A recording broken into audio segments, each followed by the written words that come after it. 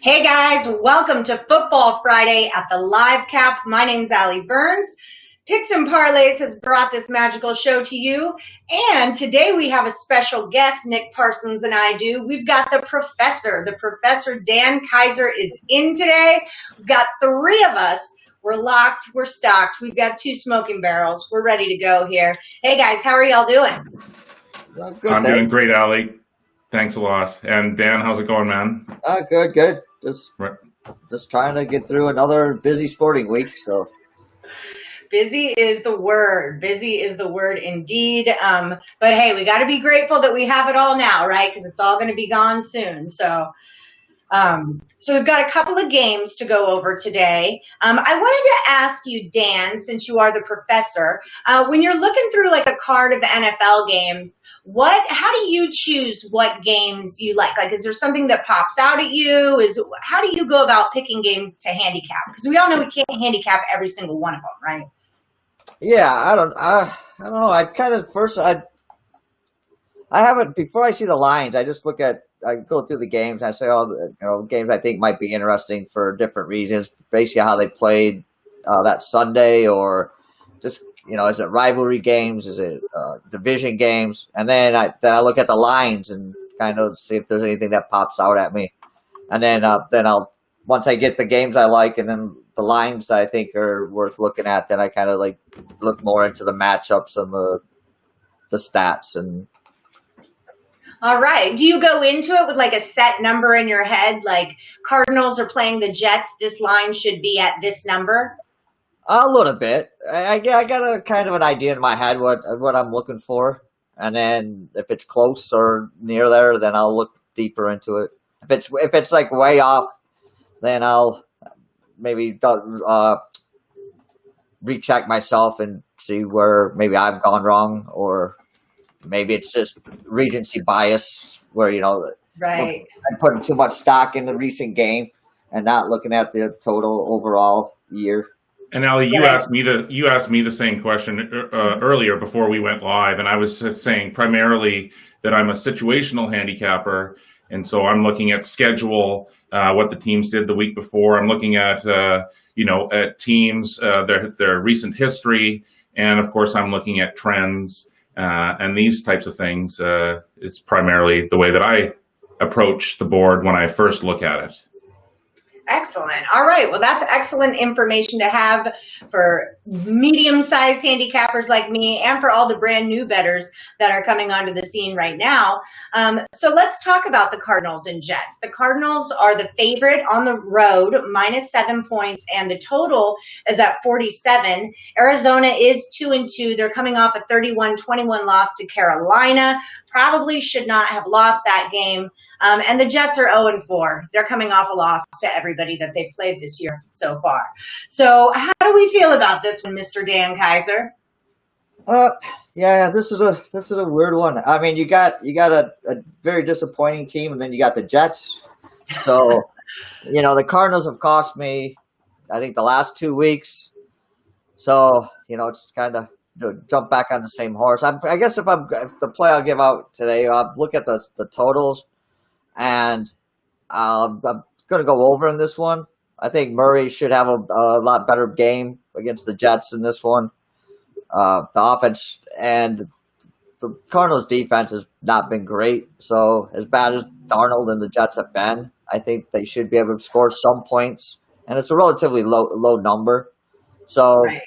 I like this game going over. I'm leaning on a play, but I think I'm going to put that up on Picks and Parlays for the side. So I'd rather not give that out for free today. Fair enough. You heard it here, people. If you want to play on the game, check out picksandparlays.net and find Dan Kaiser because he's got one. What about you, Nick? What do you think about this one? Yeah, I like Dan's assessment there. I actually have a play on the side in this one. And so if I was going to lean, my strongest play on the total would be to the over as well. I think Kyler Murray, after those first two great games, he's struggled in the last two games. He has 5 interceptions so far. And this Jets defense, though, has averaged just 1 interception per game so far. So, I mean, he's going to have his opportunities today. Yeah, and the Jets, of course, Sam Darnold, the Jets at some point, I don't think they're going to go 0-16 this year. At some point, they're going to win. This would seem like a game that they could be competitive with against a Cardinals team, which has, struggled the last 2 weeks. So, I think that Dan is on the right track there on the total. It is really low. These have been two disappointing teams, but both will be fighting until the end. And so I think that's an important part, that no matter which of these teams has a big lead or whatever, both teams, no matter what, are going to be fighting until the end. And so that helps on the over, and especially with this lower number. Yeah, absolutely. So here's a question. It's like one of those, is it an old wives' tale kind of thing or not? Myth or fact? I hear that low totals scream bad offenses. Is that always why it's a low total? What other factors could lead into it being a low total besides just bad offenses? Dan, if you want to field that one, but just off the top of my head, injury, also weather, of course, affects both of those types of things. The weather, injuries, and I think defenses. If you got two good defenses, obviously you're going to expect a lower total.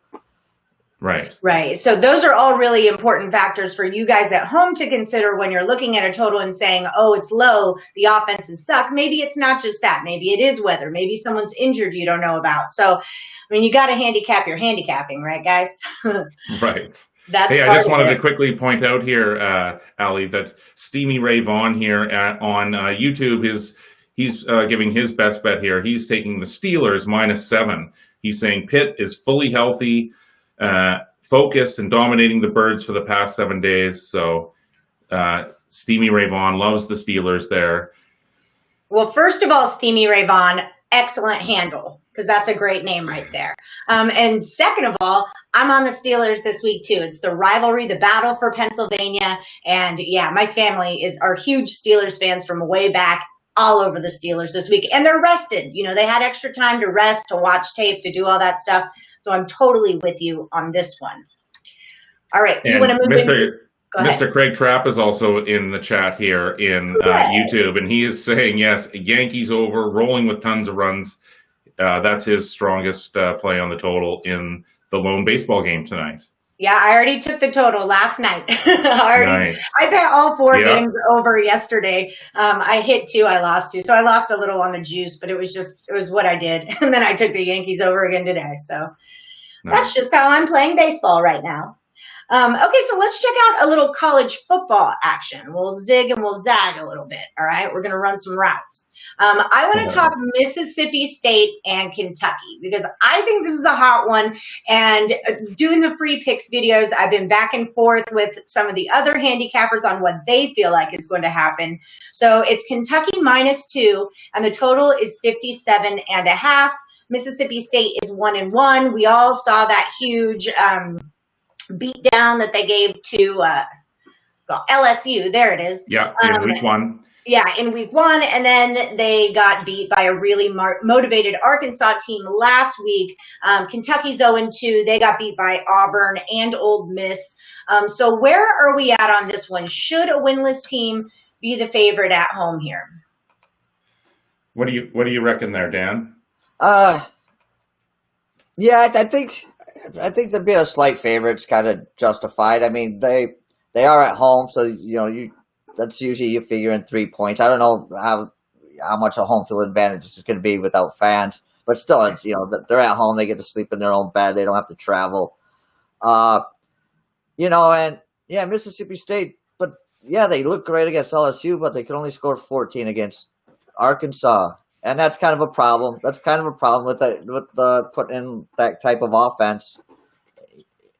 Putting in a new air raid offense with a new quarterback. There was going to be growing pains. I mean, it looked great against LSU. It didn't look. He threw 3 interceptions against Arkansas against their zone defense. So it's going to be a lot of matchups. I can understand why Kentucky's a slight favorite.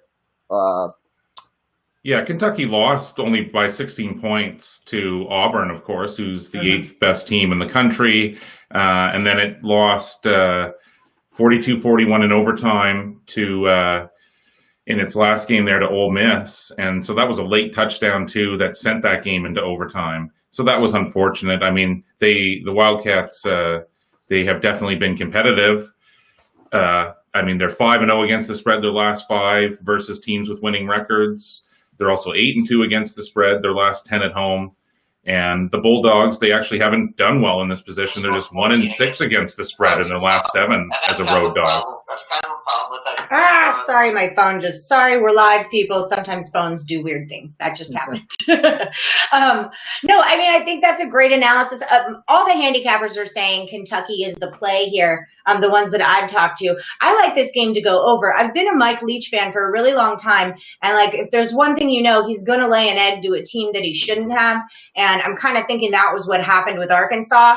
But I look for him to get back on track in this spot. But the Wildcats have proven that they want to play football and that they want to win games. And if you watch that game against Ole Miss, I mean, it was evident that they were in it to win it, even though they lost it by a point.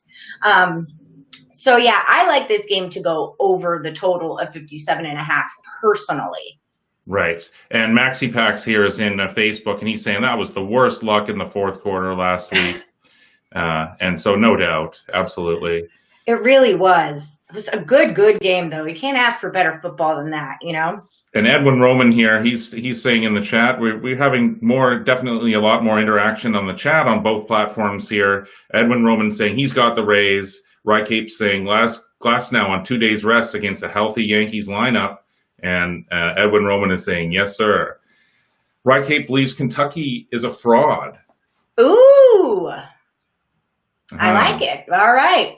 Well, Mike Leach is my man. So, like, I want to hear that. That's what I want to hear. I'm on the Mississippi State side. Like, give me 2 points with Mike Leach and I want him. You know, but Kentucky is Kentucky right now, so I get it. But Kentucky's 0-2, so how are they a fraud? Yeah. Well, maybe because they're the favorite. Maybe that's what makes them the fraud. But I'm just my thought on this game, because I do have a plan. I do have a plan aside in this one, but I kind of disagree with you. I'm going the under in this one. Okay. I mean, Kentucky's averaging 275 yards a game on the ground, and I think their whole thing in this game will be keeping that offense off the field. So I think they're going to try to establish that running game. And I know Mississippi State's only allowed 1.91 yards a rush, but they haven't faced this kind of rushing attack. So I think Kentucky will be able to move the ball on the ground, chew up some clock, but I think that they're going to be selling for field goals. So I think it's going to be their field goals against a touchdown here or there for Mississippi State. So I just think it's going to go under that total. Right. Now, when you're looking at a total, because you guys know I'm just kind of figuring out football betting. Now, I've heard one of those other wives' tales I've heard is run the ball, run the clock. So do low totals also apply to teams that run the ball a whole lot? That's got to be pretty important to look out for also when you're capping a game, right? Yeah. I would say absolutely. Yeah. That's definitely part of the equation. Okay. Run the ball, run the clock. It's a real thing, people. And I think especially against a team when you're playing a team like Mississippi State that's so wide open, you want to keep your defense off the field, because if they're always on, if they're on the field a lot against that spread running offense, they're going to wear down, and then that's when you make mistakes and the points start piling up against it. That could be a problem. Well, I do have 5 quick free picks for our viewers at home before we get into our next 2 games. These are Craig Trapp's college football rapid fire picks. We do these every week at Picks and Parlays, YouTube. They're free pick videos that we give out all the time. Well, every week. So Craig Trapp, handicapper extraordinaire, Texas, Oklahoma. He likes Texas plus the points. He also likes it to go over the 72. Tennessee at Georgia. He says Georgia is clearly the better team. Take Georgia minus the 12.5 and take the under 43. The defenses will dominate. Pittsburgh at Boston College. He likes Boston College getting the points. He thinks they're a live dog. So take the home dog plus the 6. Miami at Clemson. He just says, take Miami plus the points, man. Take those points. And then LSU at Missouri was originally Missouri at LSU, but he says LSU lost so much from last year. Take Missouri with a 14.5 points. So there are some free picks for you guys at home just for sticking around. Nice. So like the that. next game I wanted to get into, we'll go back into the NFL, is the Rams at Washington. And there's a lot of line movement here. The Rams opened at -9 and now they're 7.5, and the total 45.5 went to 45 even. Rams are 3-1. Washington is 1-3. I kind of like Washington in this spot. What do you guys think about it? Dan, go ahead. It's Joe Flacco. It's Joe Flacco. It's Joe Flacco for the Redskins. That's all I got to say. I mean, and just like if he gets hurt, then you're gonna have Alex Smith playing quarterback. I mean, I don't know. This Washington team's just it's been dysfunctional for years, and this just proves it. I mean, Haskins obviously he's not been great, but he hasn't been bad either. Right. And Haskins had nobody to throw to, and is Flacco all of a sudden going to make these wide receivers great? I mean, I think Flacco's days are gone by. I mean, if I was taking a team, I'd have to take the Rams in this one. I just think, Goff is looking good, is looking a lot better this year. The offense seems to be clicking. They have a running game now since they got rid of Gurley, and Washington's Washington. They had that game against Philadelphia at the start of the season, which I think there was a false sense of hope or security for Dan. I cashed that game. I remember. Yeah, I mean, and if you think about that division, it's even amazing. Everybody was a little off topic, but everybody was giving Philadelphia a bunch of crap for playing for the tie, and that tie's got them in first place right now. Right. In the division, so it's just a bad division. It's a bad team. I just can't put my hard-earned money on Washington for anything. All right. I understand. I'm with you on that one too. I like the Rams personally as well. I mean, they seem to be the real deal this year. They're second only to the Seahawks. They have a 3-1 record, and their only loss this year was a last-second heartbreaker there to the Bills. That was a good game. It was. I mean, they didn't look tremendous in the 17-9 win over the Giants, but really New York's defense has been solid. I think it's in the top 10 for yards allowed. So still the way that they won that one, and Dan pointed out, Jared Goff has been a lot better this year. He's gotten the interception issues under control. And yeah, Washington's lost the 3 straight, and so I'm sort of leaning that way. The Rams, they're 9-3 against the spread, their last 12 on the road. Washington's just 2-8 against the spread, its last 10 at home. I don't have an official play on this one, but that would be my stronger lean to as well. Sorry, I made a mistake. It's not Joe Flacco. It's Kyle Allen, which makes it even worse. I was wondering. I was like, Joe Flacco played for them? I don't remember. My mistake. It was Kyle Allen. He played for Ron Rivera in Carolina. Right. And he had a couple of good games down there, and then he stunk after that. So I'm not trying. Flacco, Allen, either one. That's still a dysfunctional team. It's all a dumpster fire to me. Exactly. So Winning Money here says he thinks the Bills are money again this week, and he likes the over in Louisville at Georgia Tech game. Winning Money on YouTube right now. All right. Anybody else? Who do you guys like in the Georgia Tech game? Jimmy Carson is asking. Washington motivated after the quarterback change, Brian Gant is pointing out. I mean, that's true. But, yeah. Who do we like in Louisville, Georgia Tech? How are they motivated? I don't get that, but go ahead. Next. Well, let's answer the question. Do we like anybody in Louisville, Georgia Tech? It's Georgia Tech +5. The total is 65. It ticked up from 64. You guys have an opinion on this one? I do, but but you got to buy it off of me. exactly. It looks like the consensus bets are on Louisville, 68% to 32% against the spread, and then 43% on the over, 57% on the under. So Louisville and the under looks like it's the play over here on my site, but just getting some information. What about you, Nick? Do you have any thoughts or feelings about Louisville and Georgia Tech? I haven't looked at this one. Tech. I'm just saying it. I haven't looked at this one too closely, but I have come across a few stats here. So if you like Louisville, they're 15-4 against the spread in their last 19 after posting less than 275 total yards in its previous game. Georgia Tech, it's only 3-8 against the spread in its last 11 following an against the spread loss. So these trends, anyways, are pointing towards Louisville. I have a play on the total in this one, actually.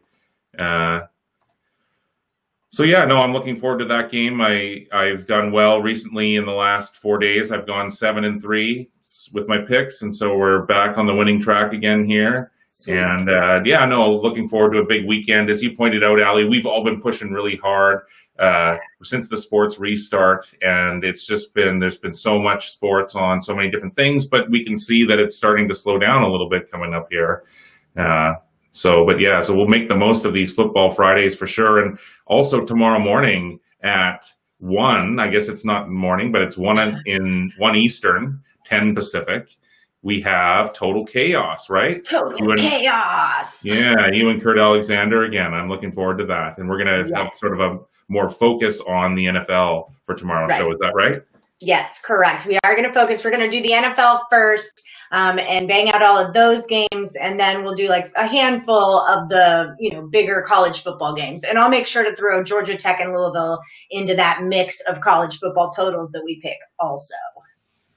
But I'm excited. I had a lot of fun last week. Kurt loved it. We just did our free pick video, just came out today. So find that over at Picks and Parlays YouTube page. And you can get a preview on 5 totals NFL that we really liked so far. So I do have one more college game to talk about. All right. You guys are up for it.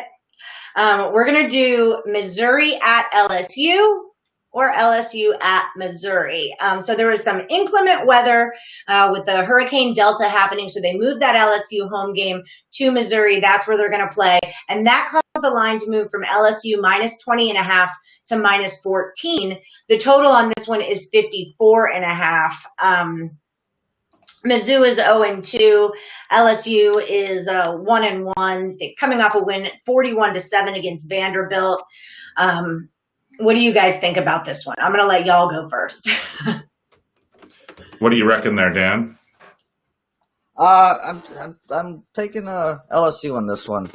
I think they got, again, they're putting in kind of a new offense with some new players. In the first week they didn't look all that great, but they look, the offense seemed to get back on track last week, and I would have taken them at minus 20.5. So I don't see how this move is really that is going to make that big of effect on the game, because again, there's it's not like a normal college football game where you're going to have fans in the stands that can make a difference. I just think they have too much talent, and on both sides of the ball from Missouri. And I think the 14.5 will be easy for them to cover. I just worry because Mizzou put up 12 against Tennessee. They put up 19 against Alabama. So I think they're definitely going to play them hard. I like getting all of those points. But yeah, I see what you're saying. LSU is my second favorite team after old Mike Leach and whoever he's with, So I feel you on this. Nick, what do you think? Give me your spin on it. Again, I don't always agree with Dan, and we don't always agree on everything, but I am totally, absolutely leaning that way on this game as well. I don't have a play on this game as well, but if I did and I was on the side, Tennessee was too much for Mizzou last week. It lost 35-12 as a 10-point dog. LSU is really looking for a game here that it can have some sort of positive something that it can hang its hat on. And so, yeah, I think that this is the matchup that it could really do that. I mean, it bounced back with a 41-7 win, covering the 21-point spread against Vanderbilt. But again, this would be something for the defending national champions to build upon again here. LSU's 4-1 against the spread its last 5 as a home favorite. Missouri's just 1-8 against the spread its last 9 conference games. It's also just 3-9 against the spread its last 12 as a road underdog. So yeah, I'm leaning with Dan again here on LSU. So let me ask another handicapping question. So in situations where a team's state or city is in duress, like the example with LSU right now, that their city is going to get hit by a big hurricane. We know that's a reoccurring problem down south, and entire cities and states get completely destroyed. Do you think that adds a motivational factor to kind of win one for the home state, or, does that help? Or does it hurt because they're stressed out about what's going on at home? Do you use that kind of stuff as a factor when you're deciding your picks? For sure, and I think it works both ways. It just depends on the situation for sure. And so that's the type of motivational stuff that you look at if you're a situational handicapper. And if you're looking at motivation, you're looking at schedule. And so, yeah, it does go both ways. That pressure can make them falter, but also, as you pointed out, it can be a rallying point as well. And so absolutely. I noticed that a lot during the baseball season when teams would quarantine. I would call them quarantines. But when they would come out of the quarantine, I swore they were quarantining at batting cages because they'd come out and score 12 runs their first game off, and it was just crazy. So I wonder if it's that motivating factor of we just missed getting sick and now we're back, or I don't know, just a question I wanted to ask. Right. So Rycape is agreeing with us here. He loves LSU at that number. LSU lost so much off last year's team. Tough to cover big numbers on the road. As you pointed out, this is at a neutral site, this game. Is that correct? I don't know. I just know it's in Missouri. I assume they were playing at Missouri. Yeah. So I don't actually know that. I'm sorry. I should. Winning Money is pointing out, not sure anyone is as bad as Vandy, and so that's a good point. Yeah, that's a very good point. And even Vandy puts up 7 against them, just saying. Well, I do have some more rapid-fire free picks from Craig Trapp for the NFL, if you guys want to check those out.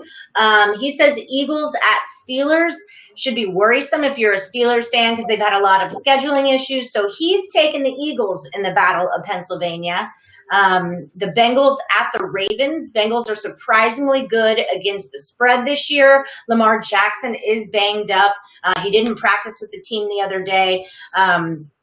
Craig is on the Bengals getting the 13 points. Jags at Texans. He says take the points with Jacksonville. Something is wrong in Houston, and Minshew can move the ball. I disagree with that. I think everything is now right in Houston. Just saying. Broncos at Patriots. The line suggests that Cam Newton will play. If that's the case, he likes New England, minus the points against the Broncos, who won against the Jets. And then Vikings at Seahawks. He says take it under the 57.5.